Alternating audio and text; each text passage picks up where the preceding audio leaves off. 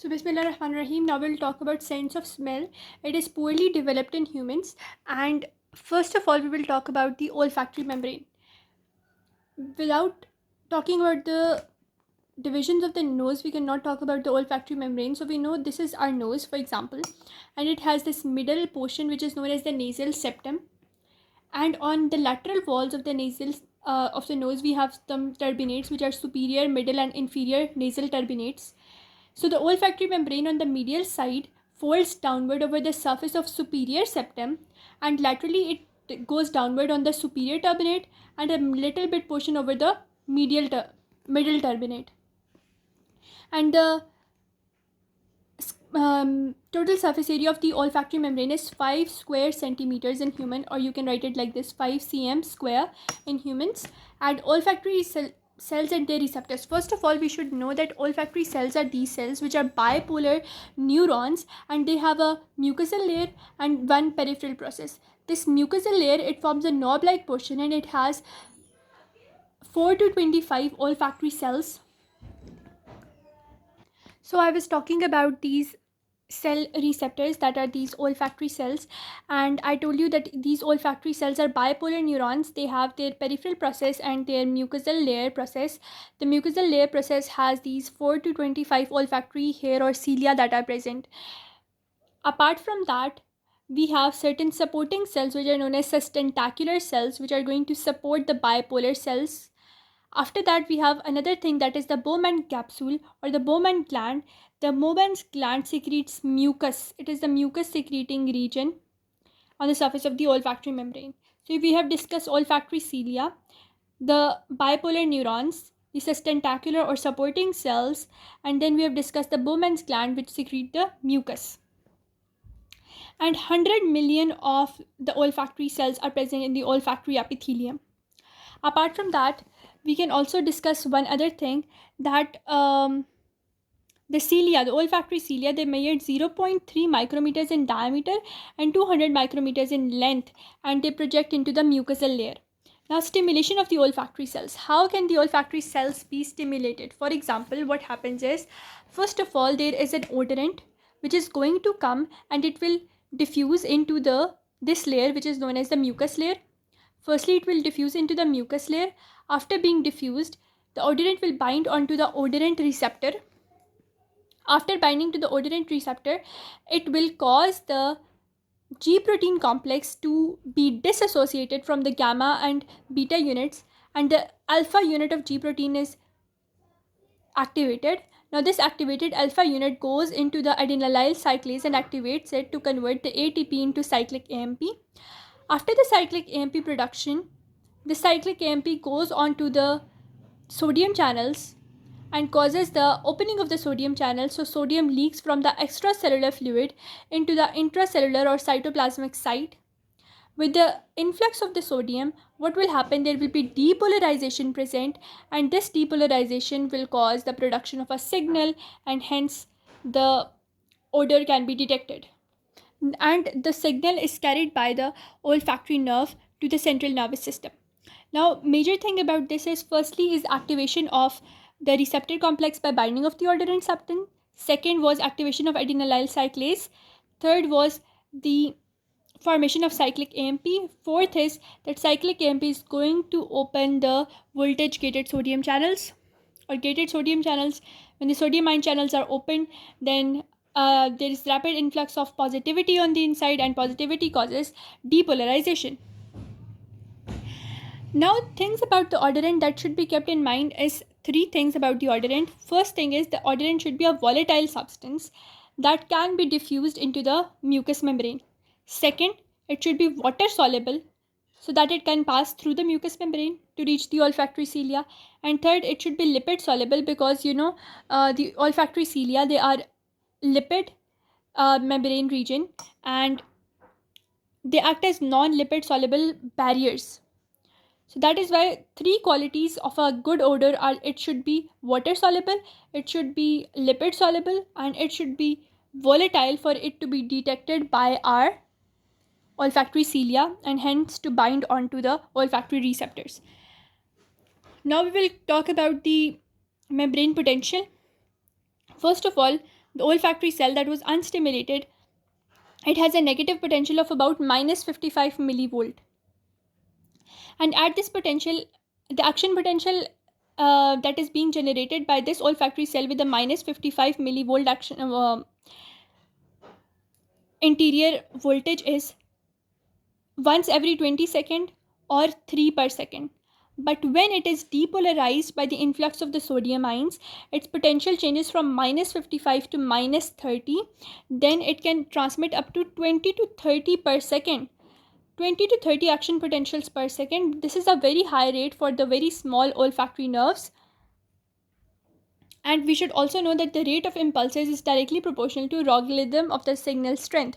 All the receptors, all the sensations of either smell, taste, they have this phenomena that rate of impulse will always be directly proportional to logarithm of the signal strength.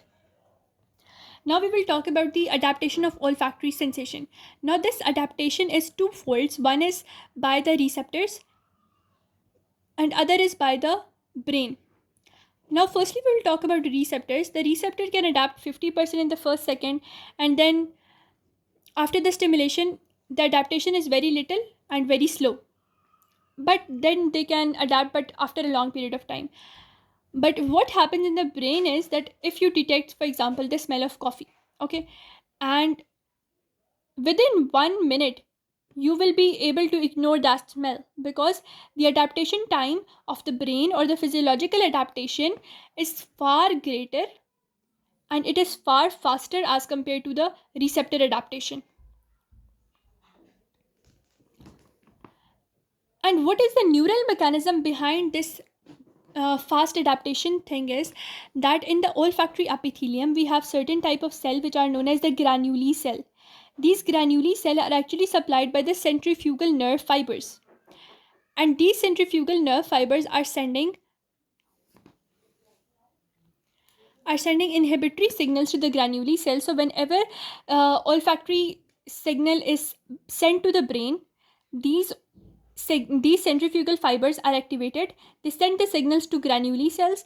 Granuli cells are now, which are synapsing with the olfactory cells. The granuli cells will stop the olfactory cells stimulation, and this is how physiological adaptation takes place in the brain. So there is this strong negative feedback inhibition. This strong feedback inhibition always takes place whenever there is olfactory stimulation to prevent the signal from taking place. This whole mechanism of physiological adaptation by the brain, which occurs in 1 minute, this is done by this centrifugal nerve and granuli cell mechanism. Now, like other sensation of smell, like we say that taste has like 5 different sensations. Similarly, our the cone cells of the eye, they detect 3 primary colors that are red, blue, and green. So scientists, they tried to do the same thing with the sensation of smell. They called it that there are only 7 sensations of smell that are camphorous, musky, floral, pepperminty, ethereal, pungent, and putrid. But when they did further analysis of the genes, they could find out the genes that are encoding for receptor proteins, they are 100 primary sensation of smell. So there are 100 different type of receptors, and hence their receptor proteins, and all of these receptor proteins were encoded by gene, so they could find out all this thing by gene analysis. Now they're saying that there is odor blindness as well. What is odor blindness? Because of lack of the appropriate receptor protein in the olfactory cell, we cannot find out that odorant, we cannot detect that odor. For example, there is like we can take one of the odor, for example ethereal odor, and you do not have the receptor for the ethereal odor in your olfactory cells, so you cannot detect that ethereal odor, and that is known as odor blindness. Simple mechanism. Now smell is qualified as either pleasant or unpleasant smell. Pleasant smell is the smell that you are very comfortable with and you would want to have that again. For example, a good perfume smell. But unpleasant smell is like that of a food. You take in a food and you are grossed by its smell as well. So the next time you see that food, you will be nauseated by the smell of that food. This mechanism is the unpleasant mechanism. So we talked about the food, we talked about perfume, now we talked about there are certain odors which can even cause the sexual drive to be permitted. Now, threshold for the smell. Major principal characteristic of smell is that it has a very small threshold. For example, methyl mercaptan, it can be smelled only when 25 trillionth of a gram is present in each milliliter of the air. That is why this methyl mercaptan, it is put in the natural gas which is odorless, because we can detect a small gas leak because of its very small threshold. And even one particle of that is 125 trillionth of a gram is present in 1 millimeter of air, that is going to stimulate our brain and hence produce a olfactory sensation of smell. Now, gradation of smell intensity is that so if you want to detect the smell, you have to do this mechanism that even if the particles are 10 to 50 times above the threshold, they cause maximum intensity of the smell. But for our eyes and ears, this mechanism is different. For eyes to be maximally stimulated, there should be intensity to be 500,000 times above the threshold. For our ears, 1 trillion time above the threshold will cause maximum excitation. But in the smell, 10 to 50 times above the threshold is going to cause the maximum excitation. So it means that this smell sensation is concerned with the presence or absence of odor rather than the detect. So it is concerned with the presence or absence of the odor rather than with the amount of the odor that is present. And when the amount of odor becomes too much, we want to run away from that place. For example, if a large amount of perfume or air freshener has been sprayed in one area, we want to exit from this place because maximum intensity of the smell can rapidly be reached with only 10 to 50 times above the threshold. Now they're saying that in the primitive animals, what happened was that olfactory portions, they were the first portions of the brain developed. For example, this was a outgrowth, this was olfactory portion, and the rest of the brain developed around these olfactory portions. Then they say that these olfactory portion, they became the basal region of the brain, which we now call as the limbic system. Now let's discuss how the whole mechanism goes from the bipolar cells to the brain. First thing that we need to know that olfactory bulb, the cranial nerve number 1, and the olfactory tract, all of them, they are outgrowths of the brain. They are anterior outgrowths of the brain. So olfactory cells are also derived from the brain as well, the bipolar neurons of the olfactory cells. So olfactory bulb, the cranial nerve number 1, or the olfactory tract, all of them are anterior outgrowths of the brain. What happens over there actually is that these bipolar neurons, they are going to give their fibers. These fibers are going to terminate in the glomerulus. Glomerulus also is the terminating point of the mitral cells. The mitral cells above, they synapse with the olfactory cells in the glomerulus. Also, there are some lateral cells as well, which are known as tufted cells. They are also going to terminate in the glomerulus as well. Let us account for the number of cells that are present in the. So, in the glomerulus, each bulb has 25,000 axons from olfactory cells. So each glomerulus has 25,000 axons from olfactory cells and also 25 dendrites of the mitral cells and 60 smaller tufted cells. So each glomerulus has 25,000 axons of these bipolar cells. Tufted mitral cells, they are 25, whereas these tufted cells are 60 that are terminating in the glomerulus. From here, the mitral cells now give the olfactory tract, which goes from the olfactory bulb into the olfactory receptor region of your brain. So this is the local mechanism. 25,000 olfactory cell fibers, they go into the glomerulus. Here they synapse with 60 tufted cells and 25 mitral cells. The mitral cells now give fibers which are known as the olfactory tract, which goes into the brain. Also, one thing about the glomeruli is that they are very much sensitive to the amount of odor, and one glomerulus is activated by one specific type of odor. So they can also give the real clue about the type of odor that has been detected. Now we will talk about the type of olfactory pathways in the central nervous system. First of all, we should know that the olfactory tract, it enters the brain at the junction of the midbrain and the cerebrum. So for example, this is the brain and this is the cerebrum region. So at the junction of the midbrain and cerebrum, the olfactory tract is going to enter. Now on entering the brain, the tract divides into two pathways. One is medial pathway, one is the lateral pathway. The medial pathway is going to end into the medial olfactory tract, whereas the lateral pathway will end into the two things. One is less older olfactory system and one is the newer olfactory system. The medial one is the older olfactory system. The medial one, the medial olfactory area or the primitive olfactory area, as you can see over here in this diagram, that it is located anterior to the hypothalamus, and most important nucleus in the medial olfactory region is the septal nucleus, and this septal nucleus feeds information directly into the hypothalamus. Now, this region of the medial olfactory region and its important septal nuclei, it is associated with basic behavior. So, medial olfactory system is majorly associated with more basic responses such as licking the lips, salivation, feeding responses, and emotional drives associated with smell. So, salivation.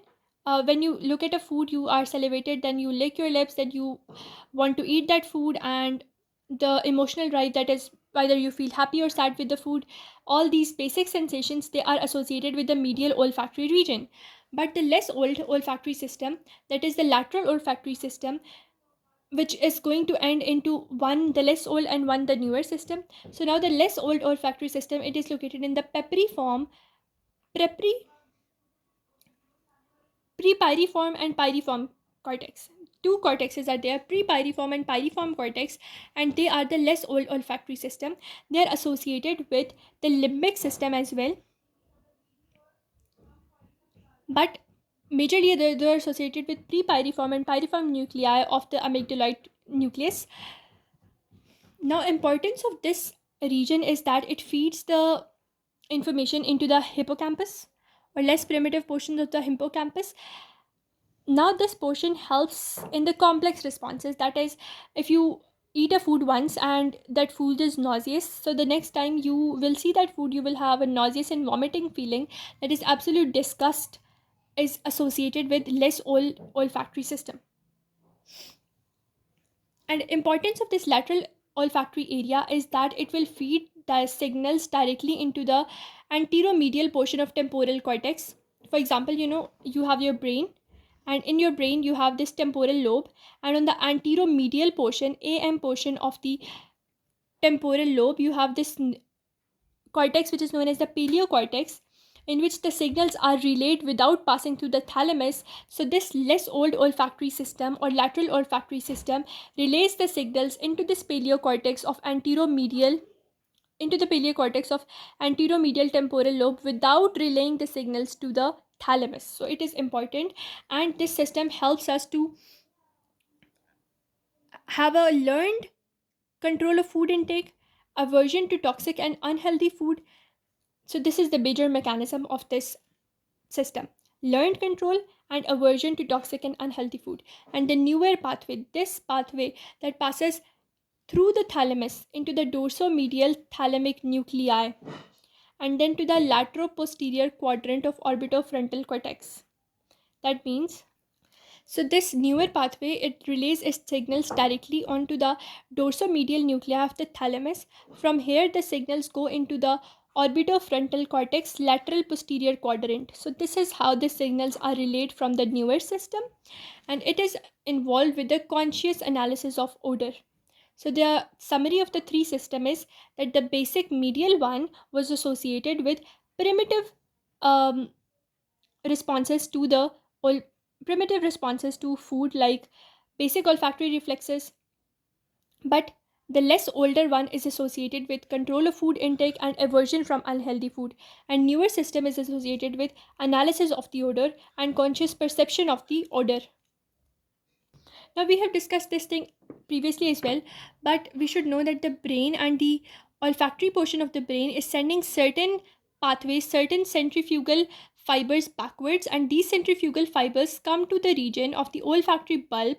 Here they end into the granule cells. The granule cells are located between the mitral and the tufted cells, and they are going to do the lateral inhibition of the mitral and the tufted cells so that the signals to the brain from the mitral and tufted cells cannot go. So what they do is they do lateral inhibition to sharpen the signals and to distinguish one odor from another.